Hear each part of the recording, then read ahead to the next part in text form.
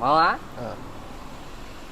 ఆ హార్మోజా జలసంధి ఈ ఓపెన్ చేస్తుందా మూసేస్తుందా? హోర్మోజు మనకు మూస్తే ఏమి ఓపెన్ చేస్తేవరా? భలే ఓడివా నువ్వా. ఈ రోజేమో మూసేసి ఉందని చెప్తుండే, రేపేమో తెరిచి ఉందని చెప్తుండే. అది అర్థం కావటంలే అది దాని సంగతి.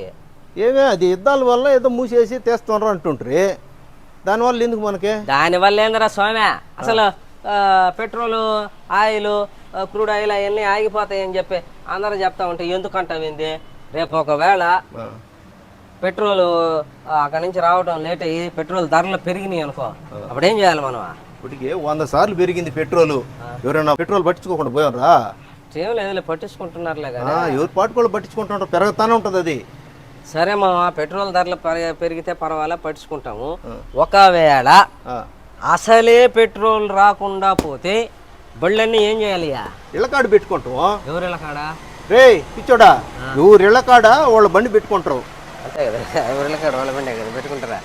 అట్ట కాదు మామ, ఇప్పుడు బండి లేకపోతే ఏంది మన పరిస్థితి? ఏం చేయాలి అప్పుడు? సైకిల్ వేసుకొని పో. యాడికి? యాడికైనా బావు సైకిల్ వేసుకో. అదే ఏడకు బొమ్మంటావని ఏడు నుంచి ఢిల్లీకి పో, నీకు ఒక లిమ్కా రికార్డు కూడా వస్తుంది. ఏంది నెల్లూరు నుంచి ఢిల్లీకి సైకిల్ దొక్కితే రికార్డు ఇస్తారా? ఆపకుండా దొక్కితే.